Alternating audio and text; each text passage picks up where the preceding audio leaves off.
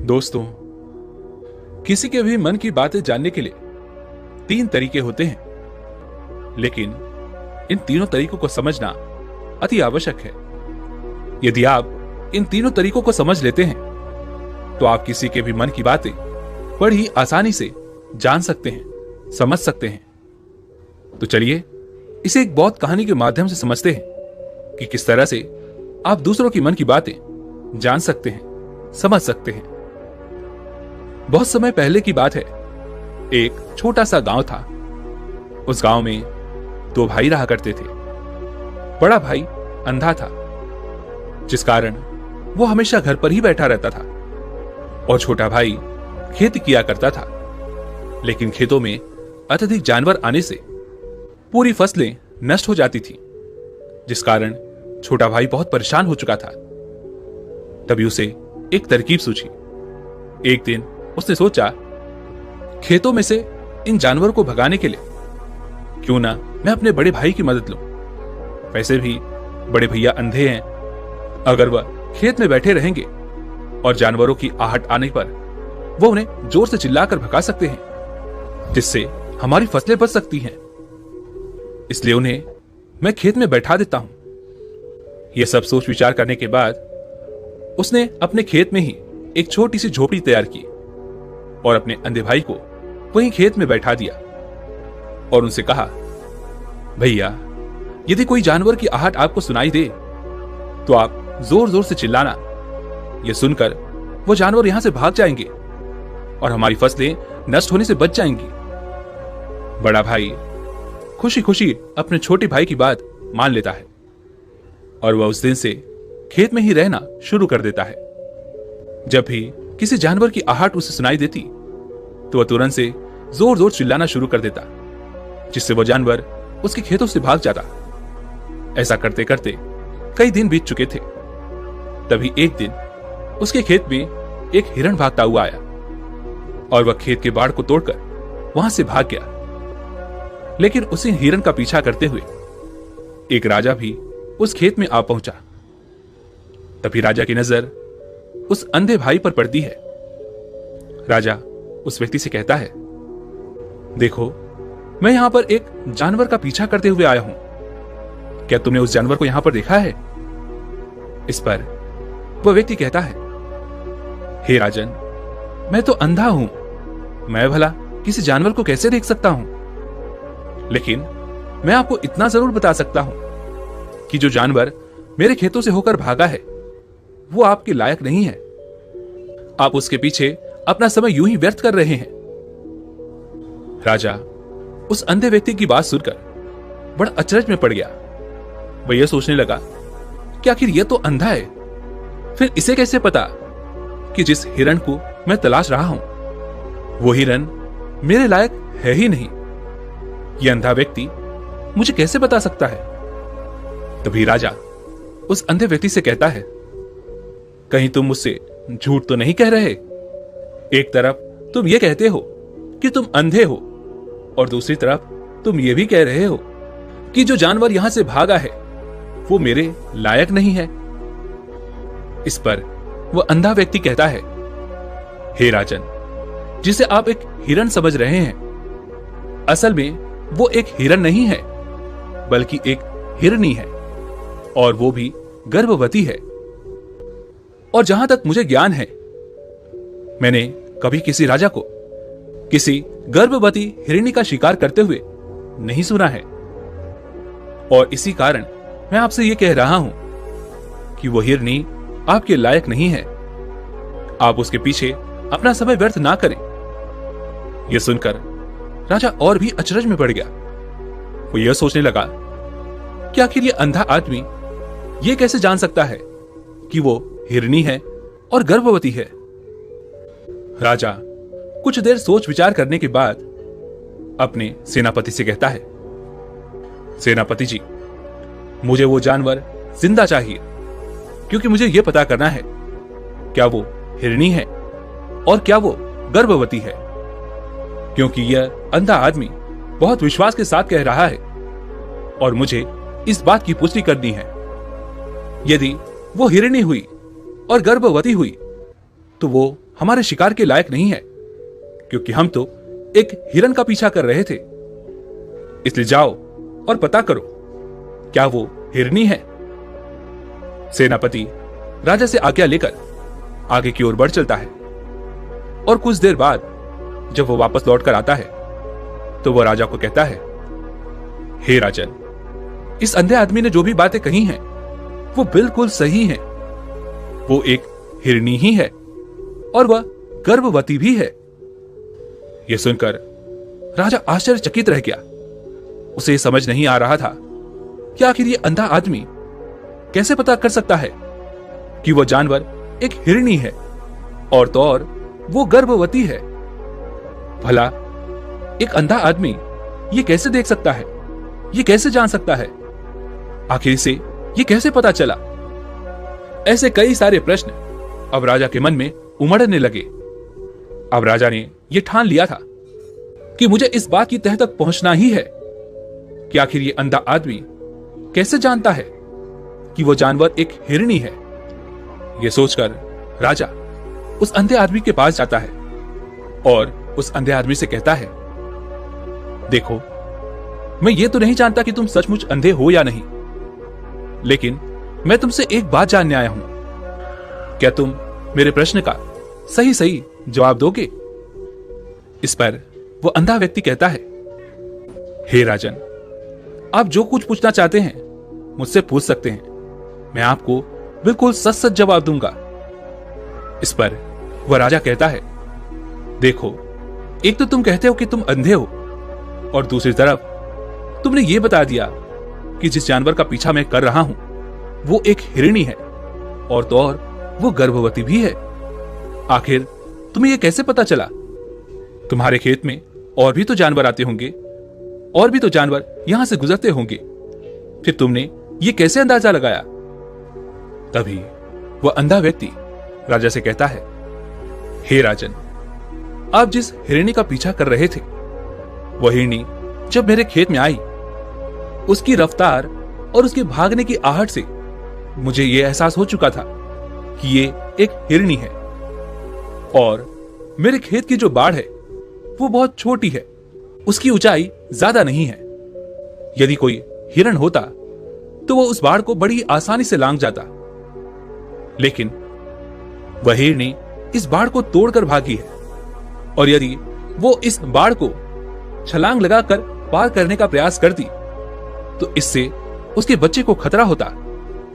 और इसी बात से मैंने यह पता लगा लिया कि वह गर्भवती है, जिस कारण वो ज्यादा ऊंची छलांग न लगाकर मेरे खेत की इस बाड़ को तोड़ते हुए भाग गई। इस पर राजा के मन में एक और प्रश्न उठा। राजा ने कहा, किंतु तुम्हें कैसे पता चला कि वह एक हिरनी ही है? और भी तो कोई जानवर यहां पर आ सकते हैं। इस पर वह अंधा व्यक्ति कहता है, हे राजन, मैं पूरा दिन सुबह शाम यहीं पर बैठा रहता हूं और मेरी सुनने की शक्ति बहुत तेज है। मैं ये भांप जाता हूं कि कौन सा जानवर मेरे खेत में आया है और उसी के आधार पर मैं जोर जोर से चिल्लाता हूं ताकि वो मेरे खेत से भाग जाए और मेरे खेत की फसलों को नष्ट ना कर पाए। राजा उस अंधे आदमी का यह जवाब सुनकर पूरी तरह से संतुष्ट हो चुका था। वह मन ही मन यह सोच रहा था कि यह आदमी भले ही अंधा हो, लेकिन यह तो बड़ा ज्ञानी मालूम पड़ता है। इस आदमी से कुछ न कुछ तो काम निकलवाना ही चाहिए। यह विचार लिए हुए राजा वहां से वापस अपने महल की ओर लौट जाता है। कुछ दिनों के बाद राजा अपने सेनापति को आदेश देता है कि जाओ और उस अंधे व्यक्ति को महल लेकर आओ। सेनापति अपनी राजा की आज्ञा का पालन करता है। वह तुरंत ही उस अंधे आदमी के पास पहुंचता है और उस अंधे आदमी को राजमहल चलने के लिए कहता है। वह अंधा व्यक्ति बड़ा चालाक था। वह यह समझ चुका था कि राजा जरूर मुझे कुछ न कुछ काम सौंपने वाले हैं और वह काम मुझे मुसीबत में डाल सकता है। लेकिन फिर भी उसने राजा की बात मान ली और वह सेनापति के साथ राजमहल पहुंच गया। राजमहल पहुंचते ही राजा उस अंधे व्यक्ति से कहता है, आप तो बड़े ज्ञानी हैं, बड़े पारखी हैं। आपको किसी भी बात का पता बड़ी ही आसानी से चल जाता है। आज मैंने आपको यहां पर इसलिए बुलाया है क्योंकि मैं आपसे यह जानना चाहता हूं कि मेरी पत्नी पतिव्रता है या नहीं। इस पर वह अंधा व्यक्ति कहता है, हे राजन, यह कैसा प्रश्न हुआ? इस पर राजा कहता है, मैंने आपसे बिल्कुल उचित प्रश्न किया है, मुझे इस प्रश्न का उत्तर दीजिए। इस पर वह अंधा व्यक्ति कहता है, हे राजन, ये सारी बातें जाने दीजिए। आपकी शादी को इतने साल बीत चुके हैं और अब आप ये बात क्यों जानना चाहते हैं? आपके मन में ऐसे प्रश्न क्यों उठ रहे हैं? इस पर राजा जिद करते हुए कहता है, देखिए, आपको मुझे इस प्रश्न का उत्तर तो देना ही होगा। यदि आप मुझे इस प्रश्न का उत्तर नहीं देंगे तो मैं आपको मृत्यु दंड दे दूंगा। राजा के मुख से यह बात सुनकर वह अंधा व्यक्ति कहता है, हे राजन, यदि आप इस प्रश्न का उत्तर चाहते हैं तो उसके लिए आपको मेरा एक काम करना होगा। राजा कहता है, बोलो, मुझे क्या काम करना होगा? इस पर वह अंधा व्यक्ति कहता है, इसके लिए आपकी पत्नी को मेरे साथ कमरे में अकेले छोड़ना होगा। उस अंधे व्यक्ति की यह बात सुनकर राजा पहले तो क्रोधित हो जाता है, लेकिन फिर कुछ सोच विचार करने के बाद वह उस अंधे व्यक्ति की बात मान लेता है और अपने सेनापति को आदेश देता है, सेनापति जी, इस व्यक्ति को और मेरी पत्नी को एक कमरे में कुछ देर के लिए अकेला छोड़ दें। सेनापति बिल्कुल वैसा ही करता है। अब राजा की पत्नी और वह अंधा आदमी एक कमरे में बंद हो चुके होते हैं। तभी वह अंधा आदमी राजा की पत्नी से कहता है, मुझे आपको छूना है। इस बात पर रानी अत्यधिक क्रोधित हो जाती है और उस अंधे आदमी को वह पकड़ पकड़ कर पीटने लगती है, कभी हाथों से तो कभी लातों से तो कभी पटक पटक कर। इस तरह से उन्होंने उस अंधे आदमी की खूब पिटाई की। उसके बाद किसी तरह से वह अंधा आदमी अपनी जान बचाकर वहां से भाग निकलता है और वह राजा के पास पहुंचता है और वह राजा से कहता है, हे राजन, आपकी पत्नी पतिव्रता नहीं है। यह बात सुनकर राजा अत्यधिक क्रोधित हो उठता है और राजा अपनी तलवार म्यान में से निकालकर सीधा अपनी पत्नी की ओर जाता है और क्रोधित होकर वह अपनी रानी से कहता है, रानी जी, आज मैं जो भी सवाल आपसे करने वाला हूं उसका मुझे सच सच जवाब दीजिएगा, और यदि आपने एक शब्द भी झूठ कहा तो मैं आपका अभी के अभी सर धड़ से अलग करवा दूंगा। तभी आगे वो राजा कहता है, मुझे बताइए, क्या आप पतिव्रता हैं या नहीं? इस पर रानी कहती है, हे राजन, आप भले ही मुझे जान से मरवा दीजिए, लेकिन मैं पतिव्रता नहीं हूं। राजा यह बात सुनकर बहुत खुश हुआ, क्योंकि उस अंधे आदमी ने जो भी कहा था वो बिल्कुल सच था। यह बात सुनकर तुरंत ही राजा उस अंधे आदमी के पास पहुंचता है और आकर उस अंधे आदमी से कहता है, तुम्हें कैसे पता चला कि मेरी पत्नी पतिव्रता नहीं है? इस पर वह अंधा आदमी कहता है, हे राजन, बड़ी सीधी सी बात है। मैंने तो आपकी पत्नी से बस इतना ही कहा था कि मुझे आपको छूना है, और इस बात पर वो इतना क्रोधित हो उठी कि उन्होंने गुस्से में आकर मुझे लात घूंसों से पीटना शुरू कर दिया। और भला कोई औरत किसी और मर्द को कैसे छू सकती है? लेकिन उन्होंने तो ना आओ देखा ना दाव, बस लात घूंसे मुझ पर बरसाने शुरू कर दिए। तो वो भी तो एक छूना ही हुआ, और एक पतिव्रता नारी कभी भी पराये मर्द को नहीं छूती। जब मैंने उनसे छूने के लिए कहा था तो वह उस वक्त मुझे मना कर सकती थी, लेकिन उन्होंने तो मुझे पीटना शुरू कर दिया और देखते ही देखते उन्होंने मेरे पूरे शरीर को छू लिया। अब आप ही बताइए, ऐसी स्त्री भला पतिव्रता कैसे हो सकती है? इस पर वह राजा कहता है, तुम तो बड़े ज्ञानी मालूम पड़ते हो। अच्छा ठीक है, चलो तुम मेरे एक प्रश्न का और जवाब दो। यदि तुमने मुझे इस प्रश्न का सही सही जवाब दे दिया तो मैं तुम्हें यहां से जाने दूंगा। आगे राजा उस अंधे आदमी से कहता है कि तुम मुझे यह बताओ, क्या मैं सच में अपने पिताजी का ही बेटा हूं या फिर किसी और का? इस पर वह अंधा आदमी कहता है, हे राजन, इस बात से आपका क्या लेना देना? आप किसी की भी औलाद हो, आखिर आप हैं तो इस राज्य के राजा, इसलिए इस प्रश्न को जाने दीजिए। लेकिन वह राजा कहता है, नहीं नहीं, मुझे इस प्रश्न का सही सही जवाब चाहिए, अन्यथा यह प्रश्न मुझे हमेशा परेशान करता रहेगा। इसलिए मैं इसका सही सही जवाब जानना चाहता हूं। यदि तुम इसका सही सही जवाब दे देते हो तो तुम यहां से जा सकते हो, मैं तुम्हें नहीं रोकूंगा। इस पर वह अंधा आदमी कहता है, हे राजन, इसके लिए तो मुझे आपके मां के पास भी जाने की कोई आवश्यकता नहीं है। मैं आपको अभी के अभी ये बता सकता हूं कि आप किसकी औलाद हैं।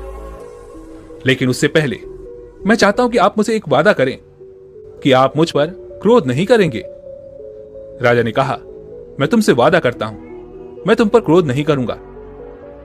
उसके बाद वह अंधा आदमी राजा से कहता है, हे राजन, आप हैं तो अपने ही पिता के पुत्र, लेकिन आप पर एक कंजूस सेठ की छाया पड़ी हुई है।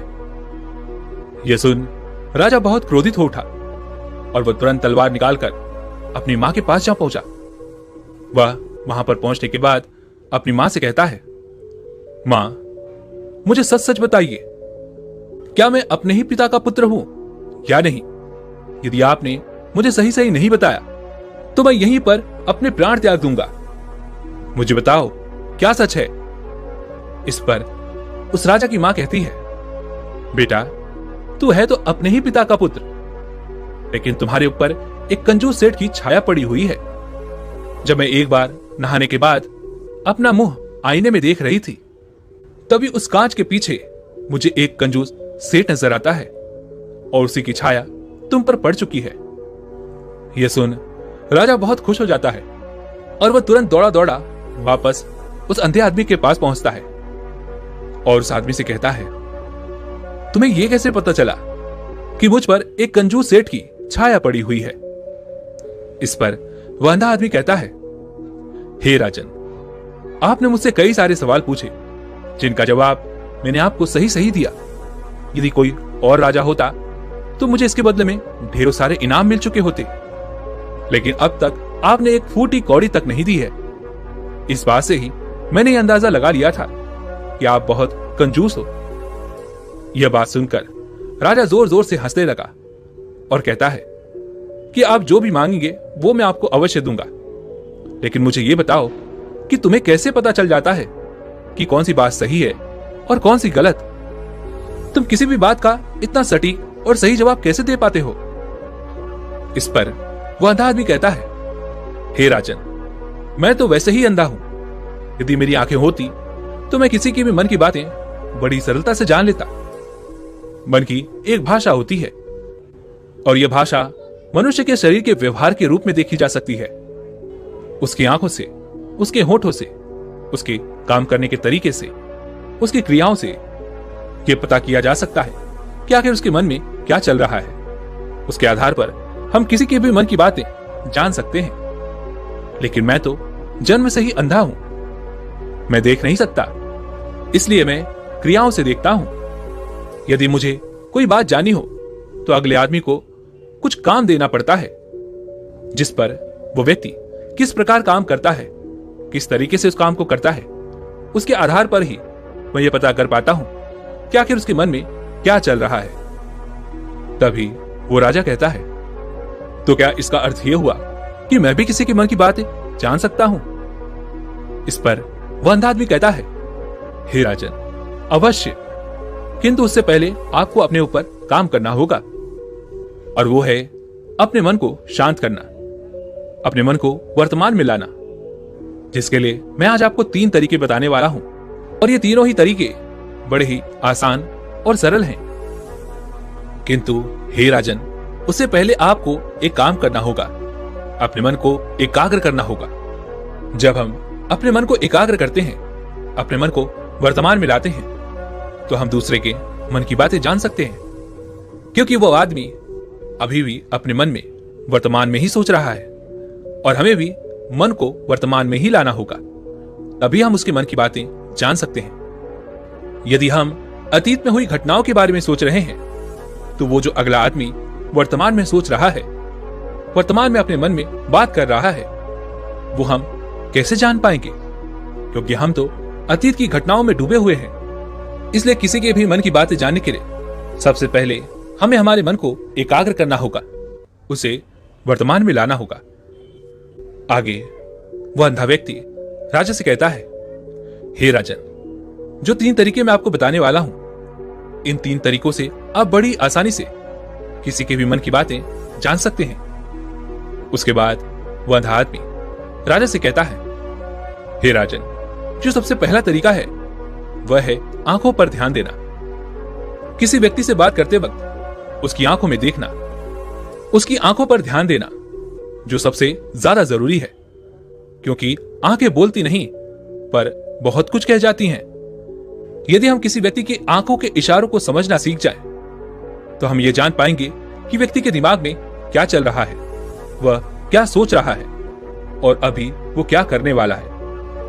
मेरे पास आंखें नहीं है, लेकिन मैंने अपने गुरु से यह विद्या सीखी है, क्योंकि बहुत सालों पहले मेरे पास आंखें थी और मैं उस वक्त लोगों के मन की बातें केवल उनकी आंखों से ही जान लेता था।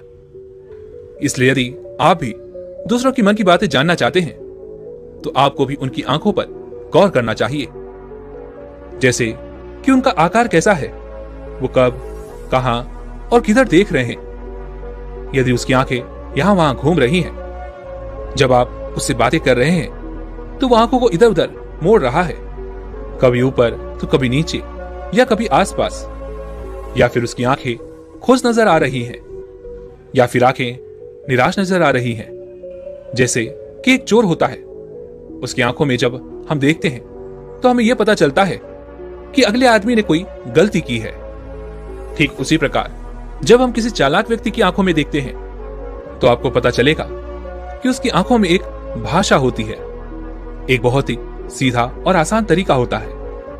यदि आपको यह पता लगाना है कि सामने वाला व्यक्ति आपसे झूठ कह रहा है या फिर सही, तो आपको उसकी आंखों पर ध्यान देना अति आवश्यक है। यदि आपसे बात करते वक्त वह व्यक्ति अपनी आंखें यहां वहां घुमा रहा है, ऊपर नीचे इधर उधर दाएं बाएं हर जगह देख रहा है, तो इसका अर्थ यह हुआ कि वह उस बात से निकलने का कोई रास्ता ढूंढ रहा है, वह कोई झूठ बना रहा है। यदि सामने वाला व्यक्ति आपसे कुछ झूठ कहने का प्रयास कर रहा है, तो वह आपसे नजर नहीं मिलाएगा।